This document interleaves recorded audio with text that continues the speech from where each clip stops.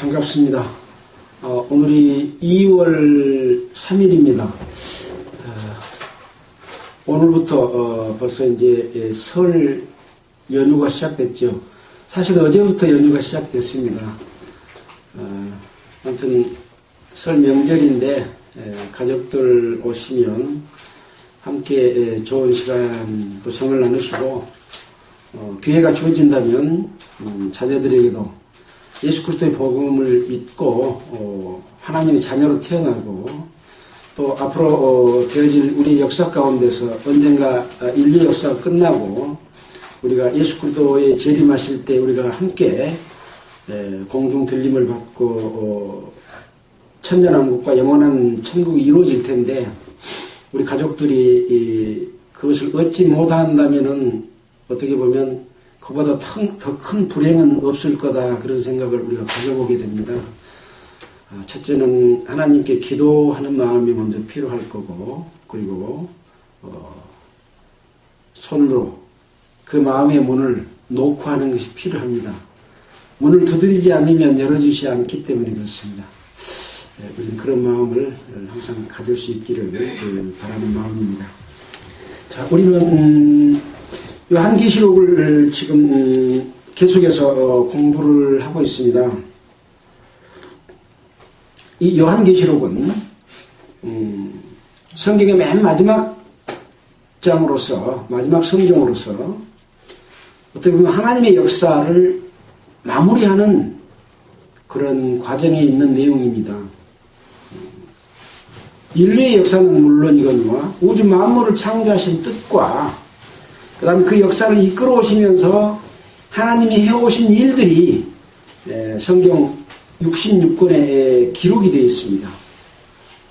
그 마지막 성경인 거죠. 그래서 우리는 이 요한계시록에서 하나님이 이루고자 하는 그 내용이 무엇인지를 우리는 이해하게 됩니다. 자, 우리가 11장 전반부까지를 했습니다.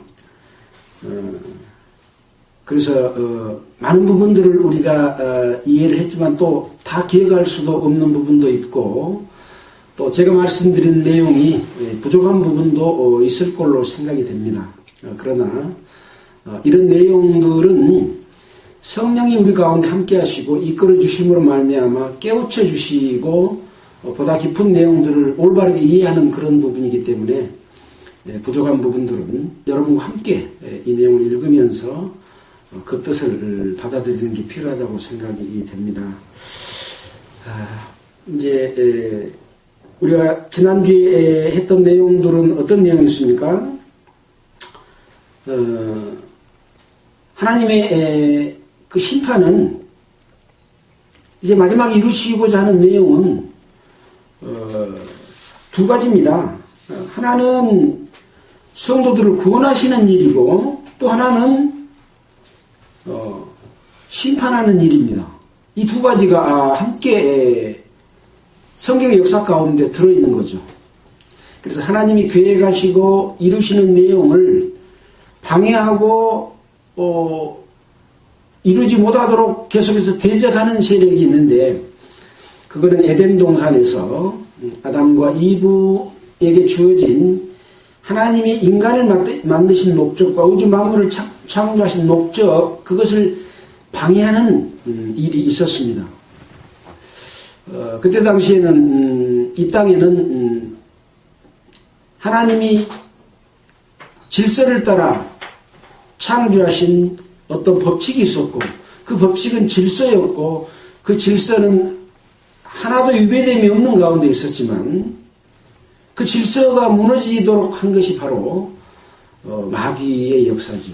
그래서 하나님과 사람과 마귀 또 우주 만물 모두 질서 가운데 있어야 되는데 마귀가 생겨난 것은 천사가 하나님의 뜻을 거역하고 자기가 처해 있는 자리를 떠나서 하나님과 싸우겠다는 거죠. 지극히 높은 자와 비기리라 해서 공중으로 쫓겨났고 그 공중으로 쫓겨난 것이 이제 공중 권세 잡은 자 마귀. 그래서 인류의 역사 가운데는 이 마귀가 인간을 미혹하는 일이 있고, 하나님께서 자기 뜻을 인간에게 알려서 마귀가 진짜 신이 아니야, 내가 우주 만물을 창조한 신이고 나를 믿음으로 말미암아 여러분들에게 우주 만물을 창조하신 목적 가운데서 축복과 영광을 얻을 수 있는 길을, 두 가지 길이 있는 거죠. 많은 사람들은 아담과 이브가 넘어갔던 그 꼬임과 마찬가지로 하나님보다 내 자신이 더 우선시되고 하나님을 무시하고 내 마음대로 살고자 하는 그런 생각을 가지고 있습니다. 그것이 바로 자연의 질서, 하나님의 섭리를 떠난 첫 번째 죄인 거죠. 그래서 우리는 그런 말씀을 드렸습니다. 법이 없으면 죄가 없다. 그 법은 뭐냐? 질서를 유지하기 위해서 법이 만들어지게 됩니다. 그래서 질서가 흐트러지는 것은 뭐냐? 순응해야 되는데 나의 욕심을 위해서, 나의 이익을 위해서 다른 사람의 권리와 이익을 침해하고 다른 사람에게 해를 끼치는 거죠. 이런 마음들은 사람이면 다 가지고 있습니다. 그래서 어떤 것이 순리대로 사는 것이냐라고 하는 것을 깨우침으로써 가장 자유스러운 삶을 사는 거죠, 실은. 그래서 욕심이 지나친 것은 죄를 낳게 되고 죄로 인해서 사망을 받게 되는 그런 것이 하나님의 법칙이기 때문에 우리는 그동안에 하나님의 뜻에 순종하고 사는 것이 무엇인지, 또 어떻게 해야 이 인간으로서 바른 삶 살게 되는 것인지, 또 하나님을 믿는다고 하는 기독교 역사 가운데서 어떤 것이 마귀의 역사고 어떤 것이 하나님의 역사인지를 우리는 예수 그리스도께서 이 땅에 오셔서 이루시는 내용을 통해서, 또 복음서를 통해서, 또 서신서를 통해서 우리는 그런 것들을 그동안에 다 배워왔습니다. 그러나 이 땅에 존재하고 있는 많은 사람들이 믿고 있는 다른 불교나 다른 이교를 빼고라도 예수 그리스도를 믿고 하나님을 믿는 믿는 자들마저도 올바른 믿음을 갖지 않고 그것을 종교화시켜서 자기의 유익을 구하고 자기의 이 땅에서 행복을 추구하는 쪽으로 변질됨으로 말미암아 하나님의 뜻은 왜곡되고 하나님의 진리는 점점 더 좁아지는 이런 상황으로 되어 있기 때문에 참으로 우리는 귀하게도 말씀을 어떤 그 종교 종파의 영향을 받지 않고 우리가 그동안에 공부를 했다고 하는 것은 우리에게는 큰 객관성과 하나님의 뜻을 이해하는 데 큰 보탬이 됐다, 이렇게 생각이 되어집니다. 자, 그래서 하나님의 그 뜻을 이루는 데 있어서 이제 요한계시록에서는 심판과 구원을 동시에 이루어 가신다고 말씀을 했지 않습니까? 그래서 어떤 것이 잘못된 믿음이고 어떤 것이 올바른 믿음이다 하는 것은 일곱 교회에 보내는 편지를 통해서 우리에게 여러 상황에 처해 있는 믿는 자들의 상황을 들춰주고 그 가운데서 잘못된 것은 돌이켜 회개하고 올바른 믿음은 그것을 유지하고 가지고 가는 그런 것을 교훈으로 주셨습니다. 그래서 요한계시록에 나와 있는 모든 내용 중에서 가장 중요한 것은 일곱 교회에 보내는 편지, 이게 제일 중요하다, 그런 말씀을 드렸잖아요. 자, 그 이후에 이제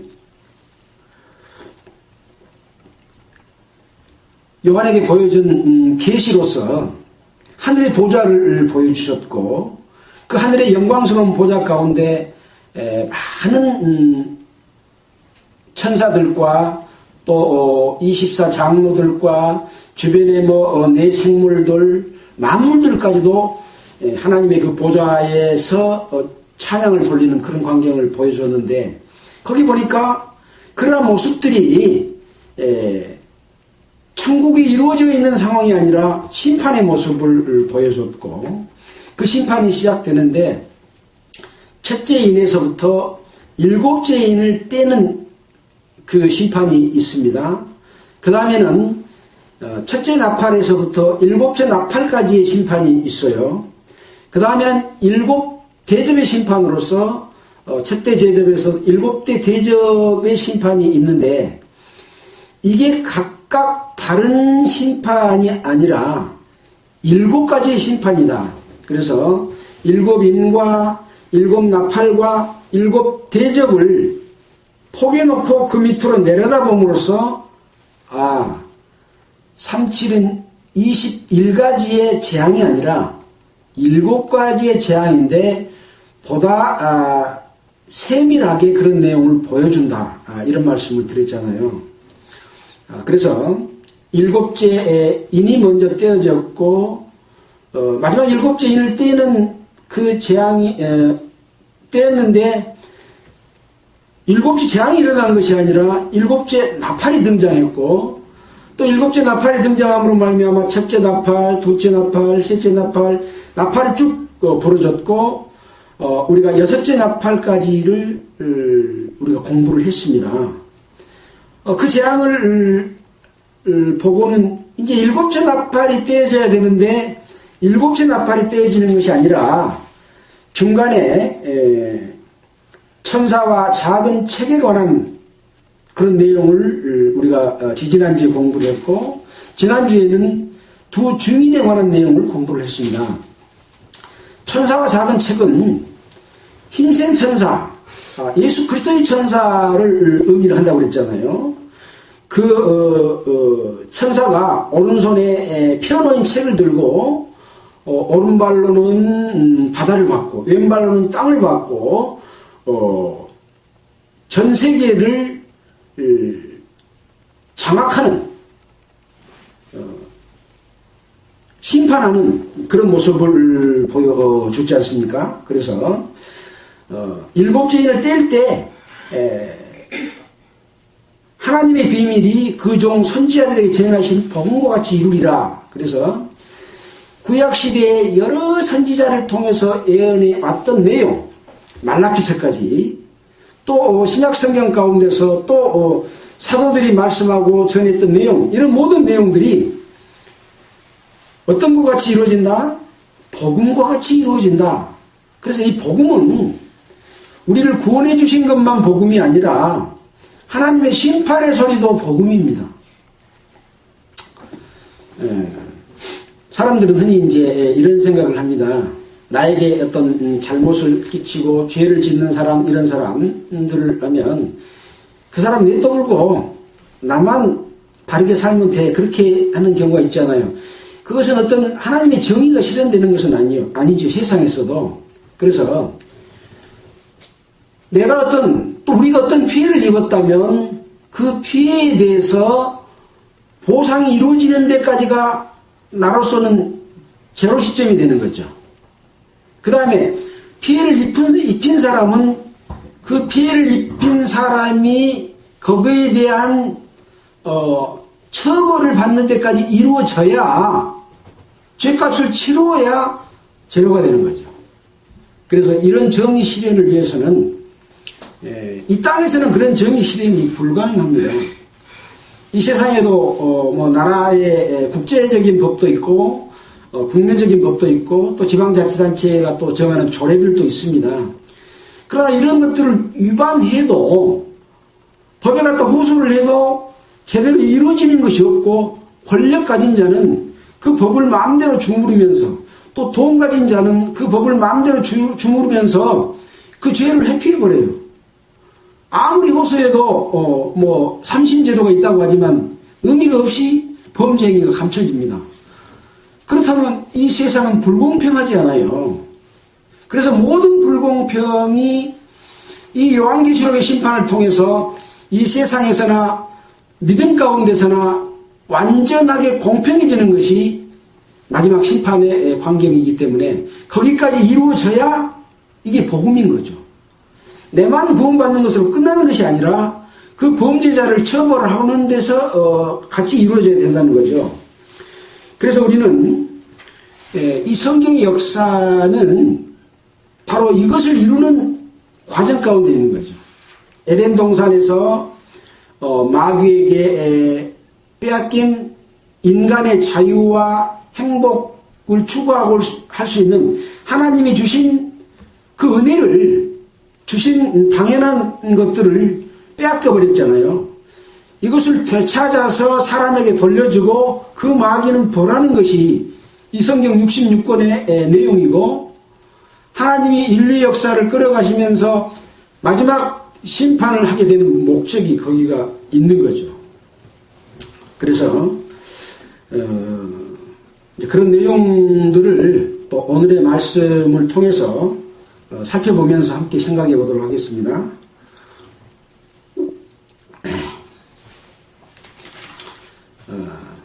지난주에 우리가 미처 마치지 못했던 11장 14절을 보면 이런 말씀이 있죠. 둘째 화는 지나갔으니 보라 셋째 화가 속히 이르는도다 그랬어요. 그래서 이 둘째 화는 이제 요한계시록 9장부터 일어나는 건데 8장 13절에 공중에 날아가는 독수리가 큰 소리로 땅에 거하는 자들에게 화가 있다. 그래서 세 가지 화가 남아있는데 그 세 가지 화 중에는 다섯째 천사의 나팔이 이 세 가지 화 중에 첫 번째 화입니다. 그래서 하늘에서 땅에 떨어진 별 하나가 있는데 저가 무저갱이 열쇠를 받았다. 무저갱을 여니 황충이 나오고 전갈과 같은 어떤 권세를 받아서 사람들을 해하고 괴롭히고 그런 내용이 나왔잖아요. 근데 이 무저갱에서 나온 이 황충과 전갈의 권세를 받은 자가 임금이 있는데 그게 무저갱의 사자였다라는 내용이 이제 나오고, 그것이 바로 첫 번째 화입니다. 두 번째 화는 이제 여섯째 천사가 나팔을 불 때 이 땅에서 일어나는 일인데, 유브라데스 강에 결박한 네 천사를 놓으라 라고 하면서 이제 일어날 환란에 대해서 어떤 말을 타고 있는데 그 탄 자들 보니 불빛과 자줏빛과 유황과 흉갑이 있고 말들의 머리는 사자머리 같고 그 입에서 불과 연기와 유황이 나와서 사람 3분의 1을 죽이고 막 이런 내용들이 기록되어 있잖아요. 이것이 바로 두 번째 화였습니다. 자, 그 다음에 이제 오늘 읽은 지난번에 읽다가 못한 14절의 내용은 둘째 화는 지나갔으니 보라 셋째 화가 속히 이르는도다 라고 말씀해 주신 내용이 바로 그 세 번째 화. 그 화로서는 마지막 화죠. 화 중에서 세 번째니까.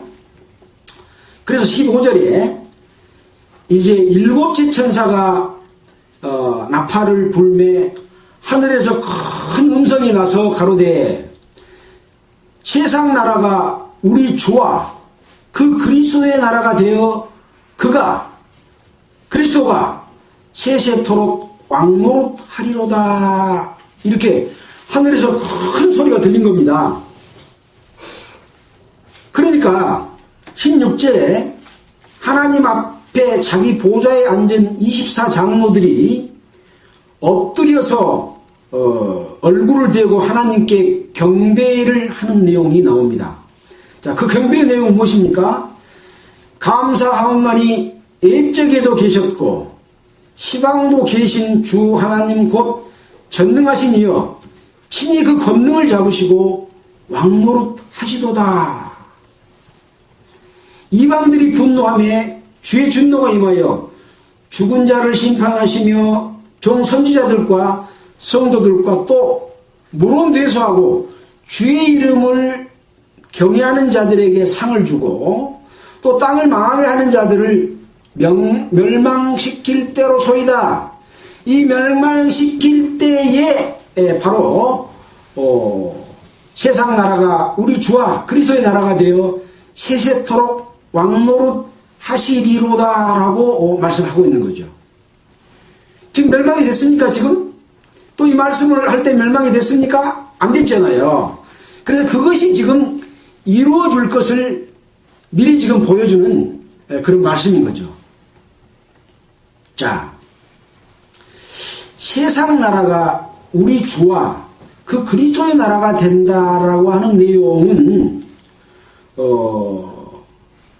제가 조금 전에 말씀드렸던 그 내용입니다. 에덴 동산에서 잃어버린 권세를 예수 그리스도께서 인간을 구원하기 위해서 자기 몸을 들여서 마귀를 쫓던 이 아담과 아담의 후손들이 돌이켜 회개함으로 말미암아 하나님의 자녀로 삼아주시는 그 일이 그때부터 지금까지 진행되어 왔던 것이죠. 또 그 일 가운데서 계속해서 이 마귀는 그때 당시에 어떤 처벌을 받았습니까? 자기 위치에서 쫓겨났어요. 이사야 14장 12절에 보면 이 공중권세 잡은 이 마귀가 하나님께 빗기를 해가지고 쫓겨나서 공중권세를 잡았고 이 땅에서 그 마귀의 역사가 지금 이루어지고 있잖아요. 그리고 이 마귀만 처벌을 받는 것이 아니라 범죄한 사람들도 에덴 동산에서 일하지 않고도 하나님이 주신 은혜 가운데서 먹고 살았는데 범죄함으로 말미암아 에덴 동산에서 쫓겨났고 에덴 동산에서 주는 과일을 먹을 수가 없게 됐잖아요. 그래서 땅을 갈고 일을 해야만이 곡식을 심어서 살아갈 수 있는 그런 사람으로 바뀌고 이제 여자에게는 잉태하는 고통을 더했다 그런 내용이 있잖아요. 사람만 저주를 받은 것이 아니라 이 범죄함으로 말미암아 땅도 저주를 받았습니다. 그래서 땅에서는 가시와 엉겅퀴를 내요. 우리가 농사를 지어보니까 어째요? 아무리 좋은 곡식을 심어놔도 이 곡식보다 잡초가 훨씬 많아. 가시와 엉겅퀴가 많아서 곡식을 심어놓고 가만 놔두면 곡식이 이 풀에 잡혀가지고 하나도 해먹을 수가 없어요. 그래서 우리가 김을 매주고 뭐 지금 이제 약이 나와서 제초제를 칩니다만 그거로 인한 피해도 더 큽니다. 그렇게 땀을 흘려야만이 곡식을 먹을 수 있는 걸로 바뀐 것처럼 땅도 저주를 받았습니다. 그래서 범죄한 천사는 쫓겨나서 마귀가 됐고 뱀이 됐고 용입니다. 사람은 또 에덴 동산에 쫓겨나서 하나님이 주시는 모든 은혜를 잃어버렸습니다. 이것을 회복하는 것이 지금 인류의 역사 가운데서 진행되어 온 내용입니다. 그런 가운데서 이제 이스라엘 백성을 택해서 이스라엘을 통해서 하나님이 살아계시고 역사하심을 모든 세계에 보여줬잖아요. 그래서 강대한 나라를 택하지 않고 약한 나라를 택해서 하나님의 능력을 그 속에서 보여줬잖아요.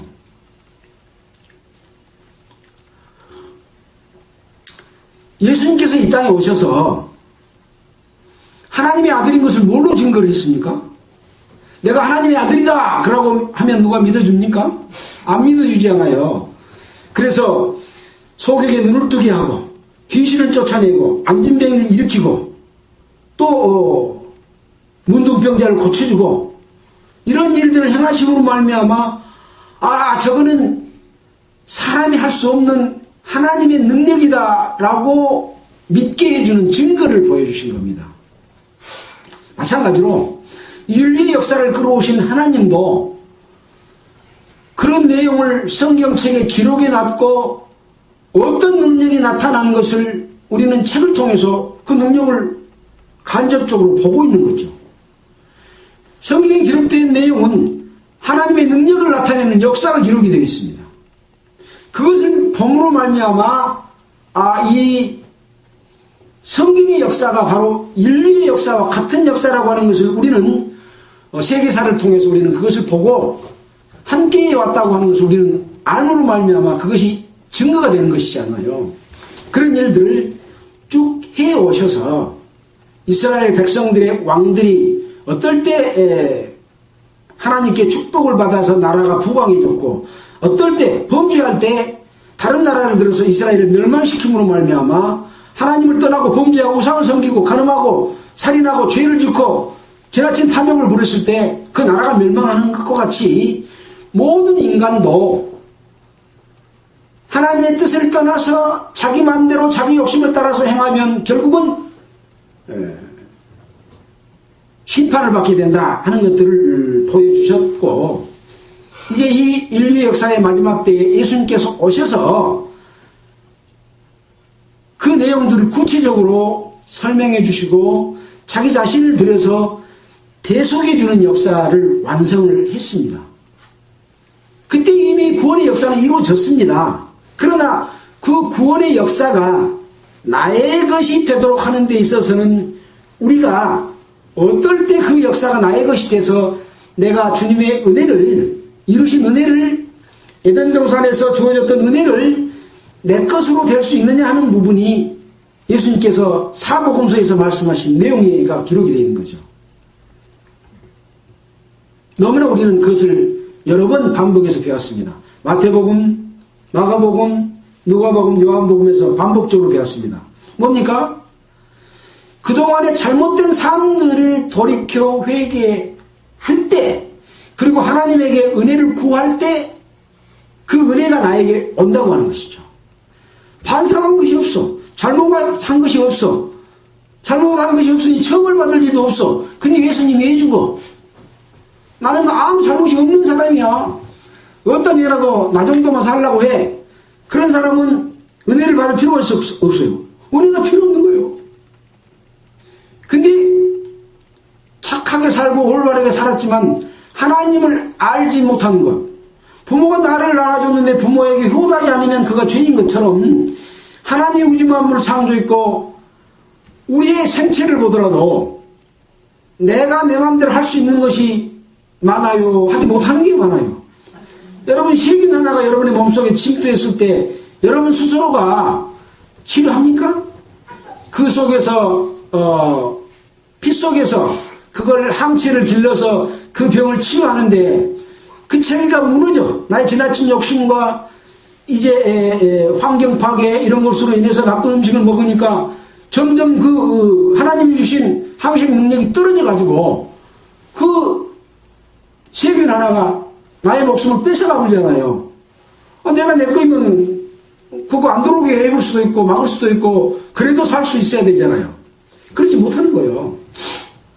우리가 음식을 먹는 것은 선택해서 먹을 수 있지만 그 음식이 식도로 내려갈 때부터 내가 밀어내립니까? 자율신경에 의해서 내려가는 거예요. 씹는 것은 자기가 하겠죠. 침 나온 거 자기가 침을 내요? 못 내잖아요. 위에 들어간다고 위에서 내 스스로 움직입니까? 아니잖아요. 우리 몸에 하나님께서 생명의 법칙을 주신 그 법칙대로 이 속에서 작동해서 음식을 소화시키고 위액이 나와서 그것을 다시 작은 창자, 큰 창자로 내보내서 이제 배설물이 돼서 나오고 영양을 흡수하잖아요.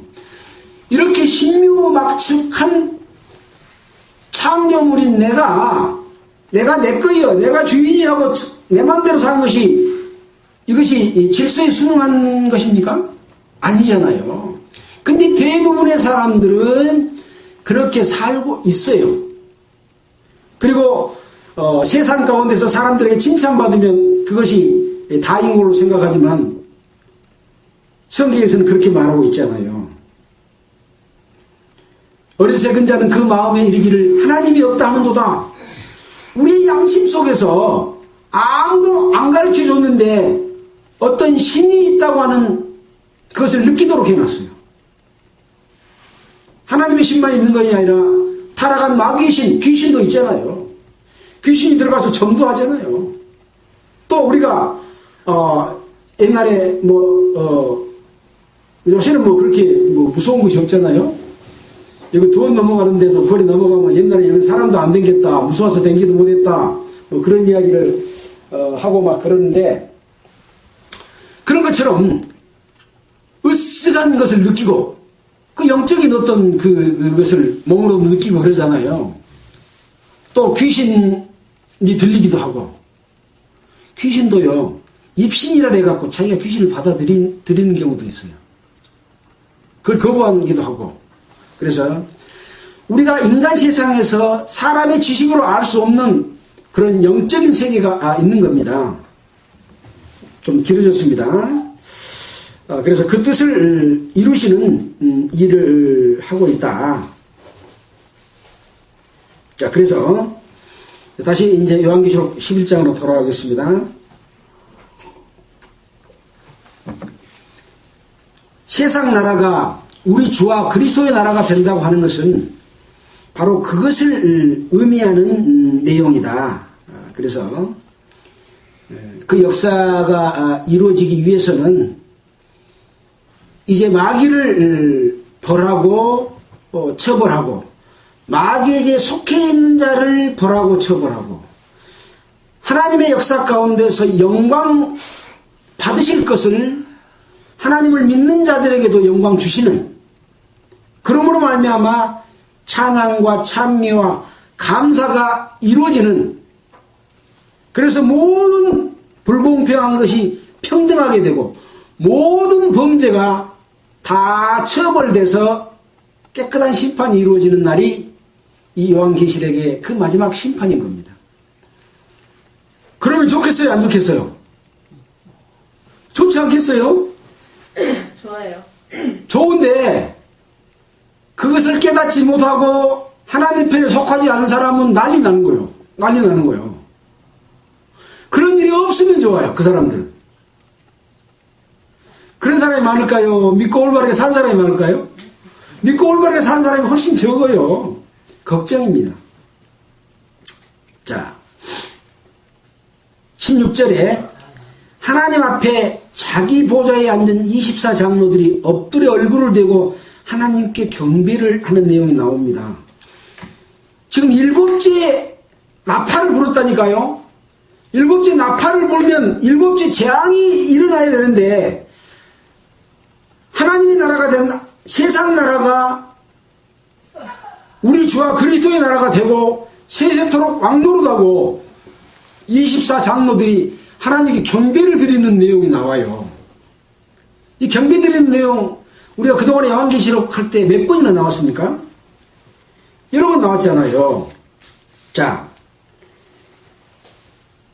요한계시록에서 나왔던 첫 번째는 요한계시록 4장에서 하늘의 보좌를 보여줄 때 내 생물들이 밤낮 쉬지 않고 하나님과 예수님께 영광과 존귀와 감사를 돌렸고, 그때도 24장로들이 또 경배하고 자기의 면류관을 보좌 앞에 던지고 우리 주 하나님이여 영광과 존귀와 능력을 받으시기에 합당합니다 라고 이렇게 찬양했던 내용이 나왔잖아요.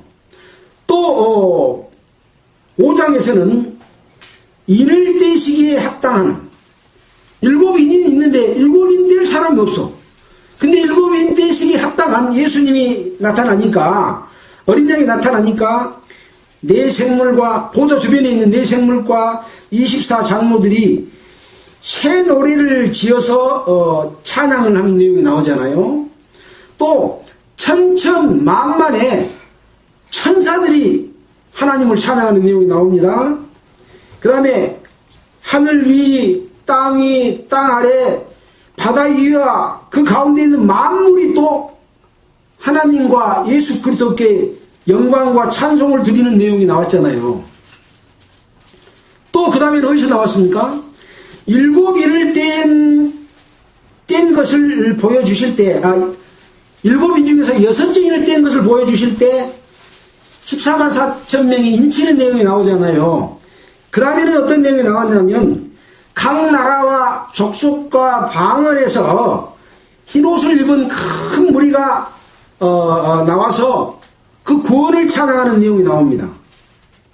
또 모든 천사가 하나님께 경배를 하고 찬송과 영광과 지혜와 감사와 능력과 힘이 아버지께 세세토록 있을지어다 하고 찬양한 내용이 나왔어요.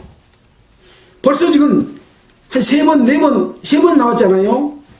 그리고 이제 오늘 우리가 살펴본 일곱째 천사가 나팔을 불 때 또 이런 찬양이 나왔습니다. 그 다음에는 또 우리가 아직 안 배웠지만 15장 2절과 4절에 보면 짐승의 이 우상과 그 이름의 수를 666이잖아요. 이기고 벗어난 자들이 모세의 노래와 어린 양의 노래를 부르는 내용이 또 나옵니다. 그리고 이제 일곱 대접의 심판이 이루어졌던 19장 그 이후에 혼인잔치, 어린 양의 혼인잔치에 들어갔을 때 또 찬양이 일어납니다. 어떻게 보면 요한계시록은 심판의 어떤 그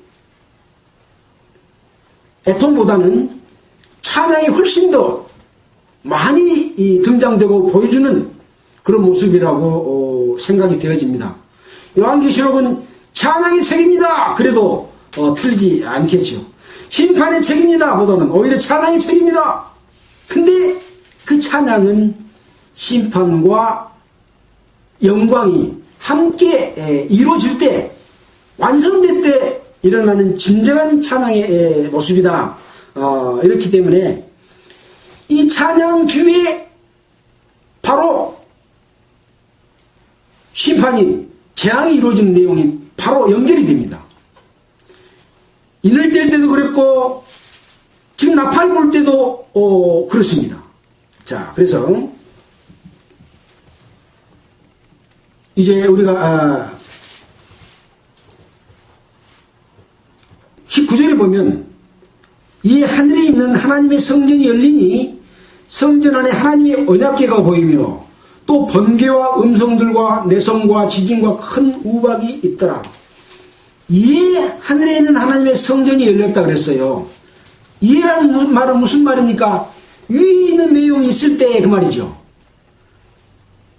위에 있는 내용은 무엇이에요? 바로 장로들이 엎드려 경배한 내용 중에 주의 진노가 임하여 죽은 자를 심판하며 종 선지자들과 성도들과 물은 대수하고 주의 이름을 경외하는 자들에게 상 주고 또 땅을 망하는 자들에게 벌하는 멸망시킬 때 이에 하늘에 있는 하나님의 성전이 열렸어요. 그래서 언약궤가 보였어요. 근데 언약궤가 보였는데 또 뭐이 보였냐? 번개와 음성과 내성과 큰 지진과 우박이 있더라 그랬어요. 이 번개와 내성과 지진과 우박은 뭐 하려고 있는 거예요? 심판하려고 있는 겁니다.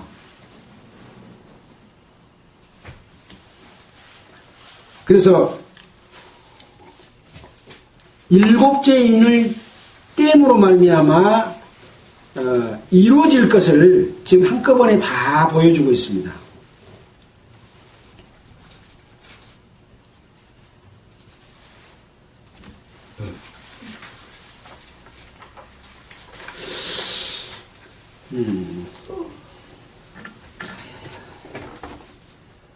자, 19절을 좀 더 살펴볼까요?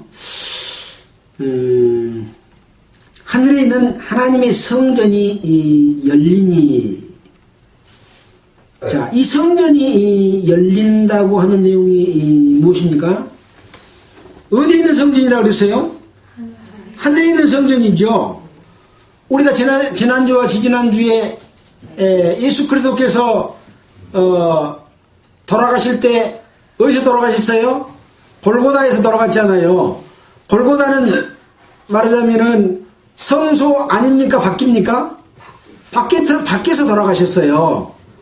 그래가지고 제사함을 받을 때 돌아가신 피를 가지고 어디로 들어갑니까? 성소를 거쳐서 지성소로 들어갑니다. 이 지성소로 들어가는 것은 1년에 1차씩 대제사장만 들어갑니다. 그 내용이 히브리서에 기록이 되어 있잖아요.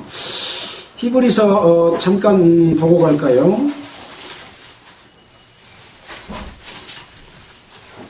자, 히브리서 9장에 보면 이런 내용이 나와 있습니다. 첫 언약에도 섬기는 예법과 세상에 속한 성소가 있더라. 첫 언약은 무엇입니까? 율법을 준 언약입니다. 모세에게 준 언약이죠. 그 첫 언약에도 섬기는 예법이 있어요. 또 세상에 속하는 성소가 있었어요. 그 성소는 어디입니까? 우리가 성소 역사도 공부를 했잖아요. 에덴 동산에서는 양을 잡아서 그 가죽을 입혀서 수치를 가려줬고, 그 다음에는 돌담을 쌓았고, 그 다음에는 성막을 지었고, 그 다음에는 성전을 지었고, 이런 역사가 있었잖아요. 그것은 죄를 사해주는 하나님의 역사입니다. 자, 첫 언약에도 그런 성소가 있었습니다. 예비한 첫 장막이 있고 그 안에 등대와 상과 진설병이 있으니 이것은 성소입니다. 첫 번째 칸이죠.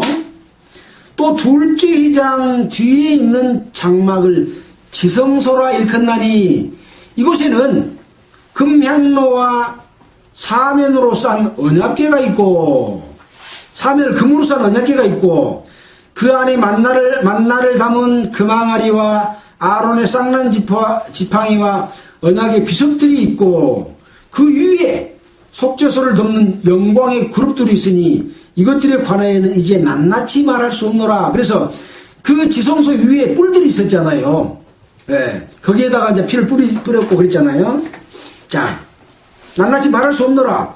이 모든 것을 이같이 예비하였으니 제사장들이 항상 첫 장막에 들어가 섬기는 예를 행하고, 첫 장막은 뭐예요? 성소지잖아요.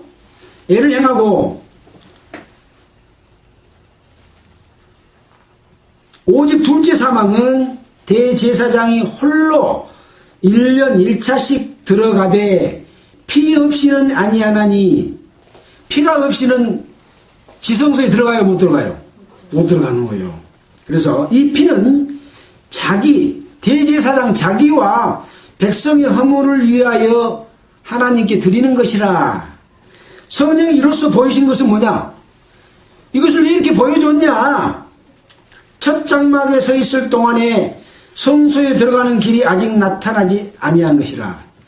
이 첫 장막의 성소까지는요, 매일 드리는 제사에 속한 거죠. 이스라엘 백성들이 매일 드리는 제사를 드렸어요. 매일 드리는 제사가 지성소에 언제 도착이 됩니까?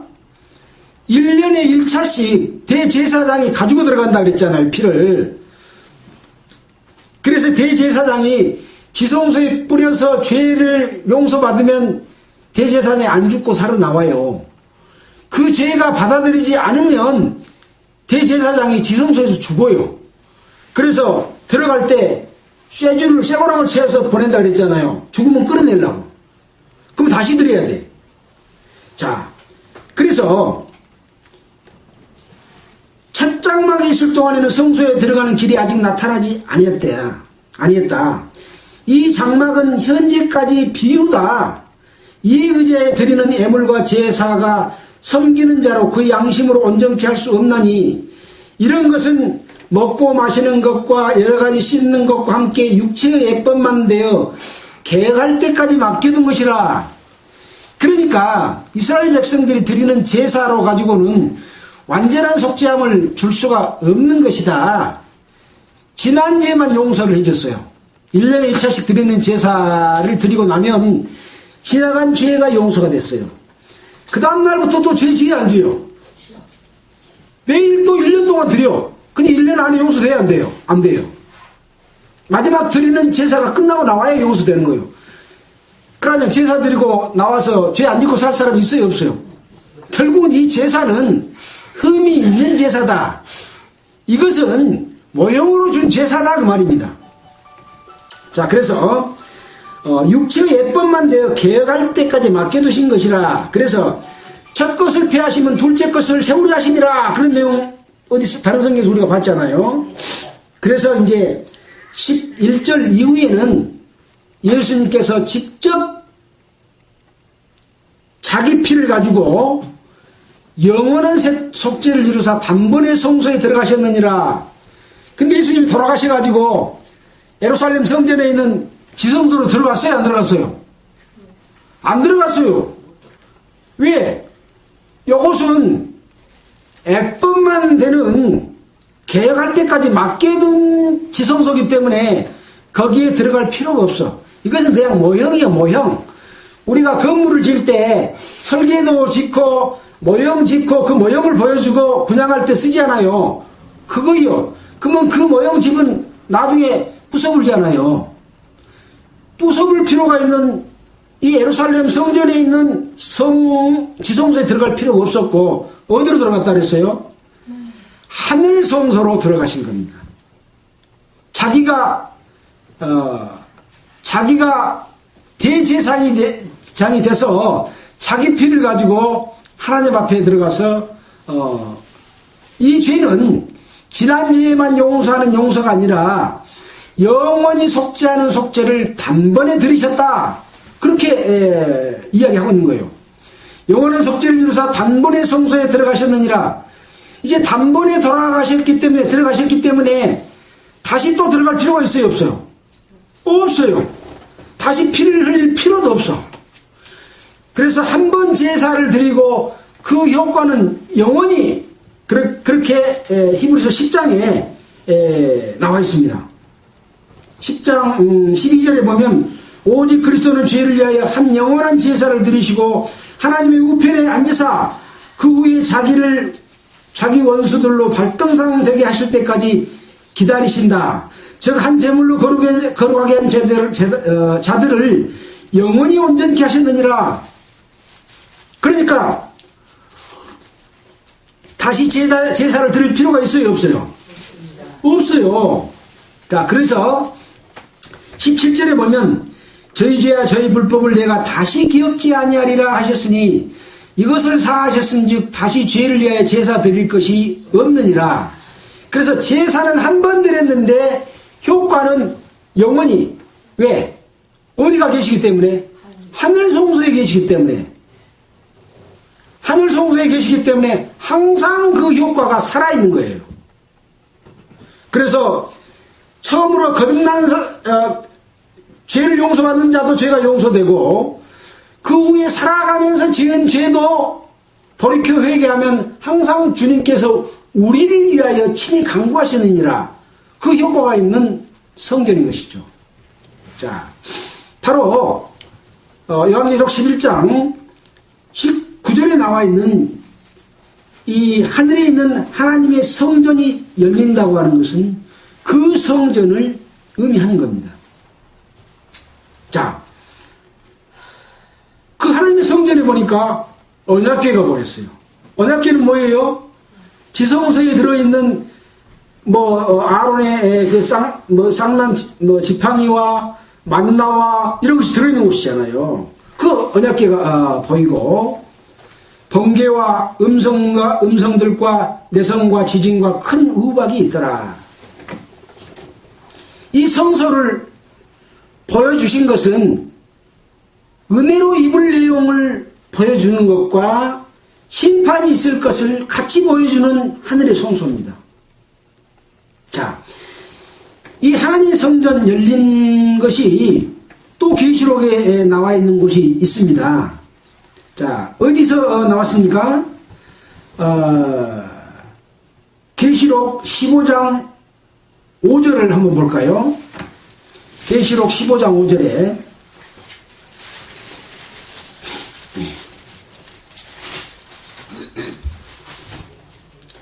또 이 일 후에 내가 보니 하늘의 증거장막 성전이 열리며 7 재앙을 가진 7 천사가 성전으로부터 나와 맑고 빛난 세마포 옷을 입고 가슴에 금띠를 띠고 4 생물 중에 하나가 세세에 계신 하나님의 진노를 가득 담은 금대접 일곱을 그 일곱 천사에게 주니 하나님의 영광과 능력을 인하여 성전의 연기가 가득 차게 되며 일곱 천사의 일곱 재앙이 마치기까지는 성전의 능이 들어갈 자가 없더라.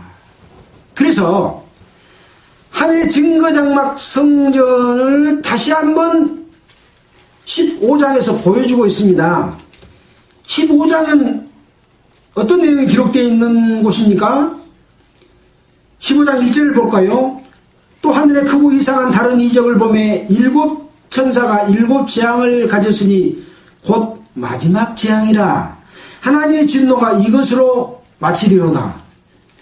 이 일곱 천사가 일곱 재앙을 가진 것이 마지막 재앙이다. 그래서 하나님의 진노는 이제 일곱 재앙이 이루어지면 끝납니다. 첫째 인도 일곱째 인이 있었고, 둘째 나팔도 일곱째 나팔이 있었고, 이제 세 번째 재앙인 대접 재앙도 일곱 가지가 있는 거예요. 근데 항상 뒤에 있는 일곱, 앞에 인에서 일곱은 나팔을 열어주고, 나팔에 있는 일곱은 일곱 대접을 열어주는 재앙이기 때문에 일곱 대접의 재앙이 끝나면 이제 완전히 끝납니다. 그래서 일곱 대접의 재앙은 여섯 대접과 같습니다. 뭔 말인지 알겠죠? 여섯째 재앙에서 대접과 인해서 마지막 부분이 항상 성취되었잖아요. 일곱째 때니까 하나님의 영광이 보였잖아요. 근데 그게 완성이 안 된 부분이기 때문에 일곱째 대접을 열게 되면 여섯째 대접과 일곱째 대접이 연결이 돼서 재앙이 끝나는 일들이 일어납니다. 어떻게 보면 그동안에 우리가 여섯째 나팔까지 재앙 속에 요한계시록의 역사는 끝났다고 봐도 괜찮습니다.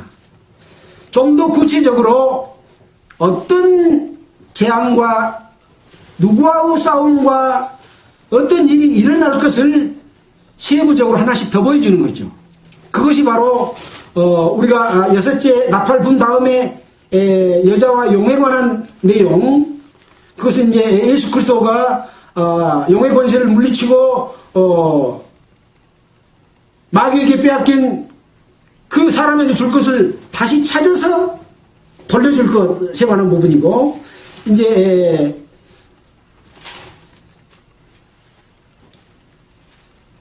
그것이 이제 천사와 장책이고, 두 증인에 관한 것은 이제 마지막 때 이스라엘에서 이루어질 마지막 증거를 통해서 믿는 자들이 나타날 것에 관한 이야기로서 그 나타날 것과 함께 재앙들이 섞어졌잖아요. 뒤에서. 그 마지막에 이루어질 일이고, 또 오늘 이제 일곱째 나팔을 땜과 동시에 아까 언약궤도 보여준 뒤에 또 여자와 용에 관한 이야기가 나오는데, 이것은 이스라엘에서 또 이루어질 일들에 관한 내용입니다. 이 부분은 오늘 우리가 앞절을 읽었는데 다음 주에 이것은 시작하기로 하고, 앞의 내용을 좀 더 우리가 지금 더 살펴보고 있습니다. 그래서 이제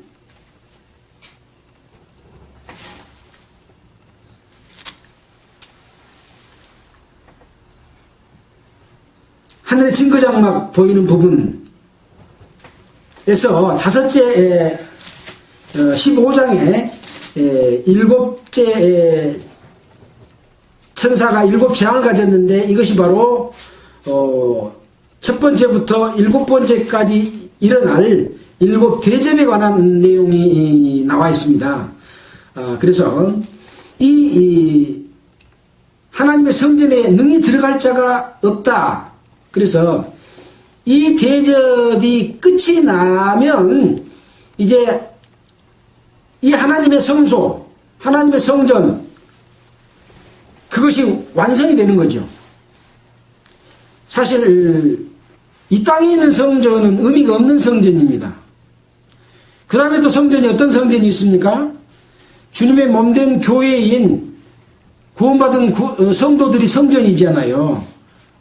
우리 몸이 성전인 거예요. 이것은 부분적인 성전이잖아요. 그 다음에 성전은 어떤 성전입니까? 구원받은 성도들이 모여있는 성전, 주님의 몸된 교회지요. 근데 몸된 교회가 이 하늘의 성소에서 이루어지기 전까지는 몸된 교회의 성전에서도 깨끗게 함이 이루어져야 됩니다. 성소에서 이루어진 것처럼. 그래서 마지막 지성소에 들어갈 때는 죄가 하나라도 있으면 돼요, 없어요? 안 돼요. 하나도 죄 없는 마지막 지성소가 완성돼야 되기 때문에 이제 모든 재앙이 끝나게 되면 이제 죄는 없고, 죄는 다 처벌받고 심판받고, 마귀도 1000년 동안 무적행에 가두게 됩니다. 그래서 그때는 이제 여기서는 7차 천사 7재앙에 미치기까지는 성전에 능히 들어갈 자가 없더라 했는데, 그것이 이루어지게 되면 우리는 성전에 있는 거죠. 하늘의 성소에 있는 겁니다. 그래서 완전한 이 땅에서 성소나 또 우리가 주님을 우리 속에 모시고 계시지만 우리가 죄 가운데 있으면서 깨끗하지 못하잖아요. 그래서 그런 것이나 교회라고 하지만 구원받은 성도의 무리라고 하지만 죄 가운데 있고 자기 욕심을 따라 사는 이 모든 것들까지도 이것은 다 성소의 삶이고, 지성소에서 이루어지는 완전한 의, 완전한 심판이 끝났을 때는 이제 죄가 없는 그런 진정한 주님의 몸된 교회로서 여기서는 하늘의 영광과 그 구름과 연기를 두려워할 필요가 있어요, 없어요? 두려워할 필요가 없는 그러한 완전한 의가 우리 그리스도인들에게도 성취되는 일이 있어야 된다는 거죠. 그래서 우리가 그것을 준비하기 위해서는 10처녀의 비유 가운데서 5처녀는 등을 가졌으나 기름을 가지지 못했다. 기름이라고 하는 것은 씻는 역할이기도 하고 불을 피우는 역할을 갖기도 합니다. 또 하나님의 임재를 뜻하고 어떤 것이 이루어지는 것을 뜻하기 때문에 늘 이 기름으로서 태워서 빛을 나타내는 삶이죠. 그 빛은 누구의 빛입니까? 그리스도의 빛이고 하나님의 빛입니다. 이제 저희 이 예배당도 앞에 등불교회라고 간판을 써 붙였습니다. 그래서 등불을 켜서 말 아래 두지 아니하고 등경 위에 드나니 이는 들어가는 자로 그 빛을 보게 하려 함이라라는 말씀처럼 우리 성도들의 삶은 빛이 되는 삶을 살아야 되는 거죠.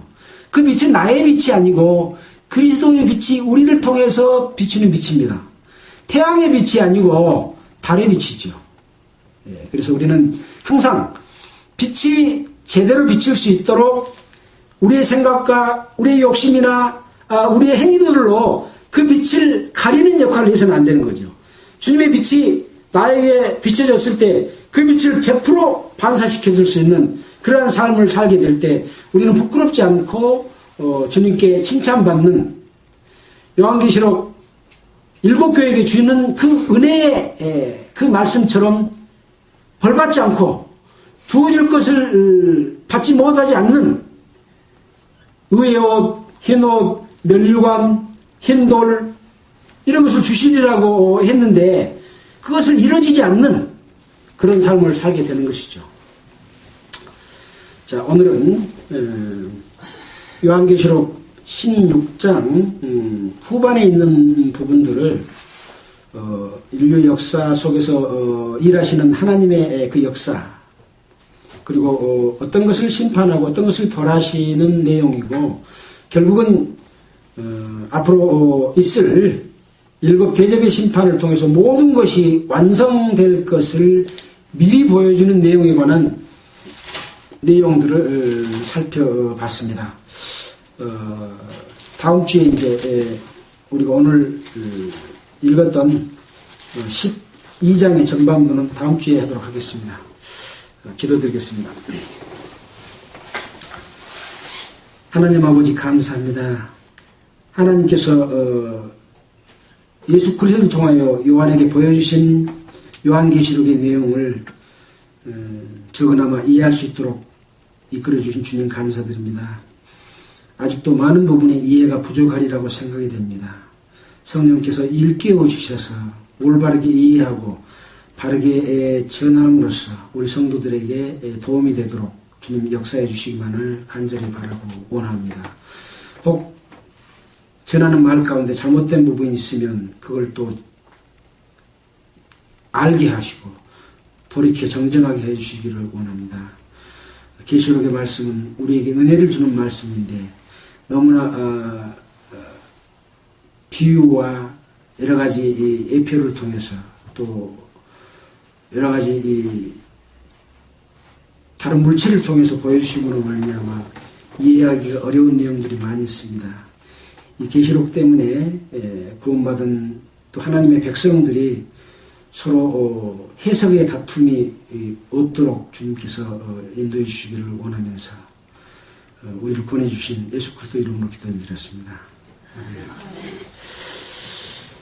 찬송가는 474장 하겠습니다.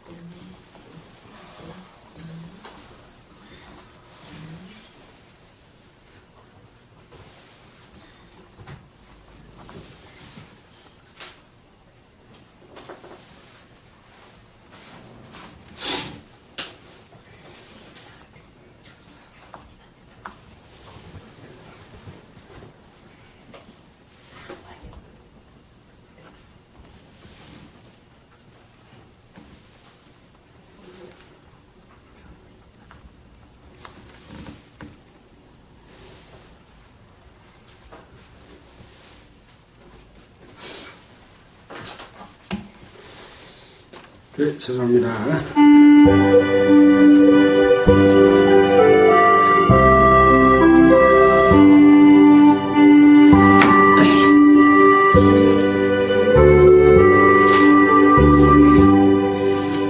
이 세상에 근심된 일이 많고 참 평안을 몰랐구나.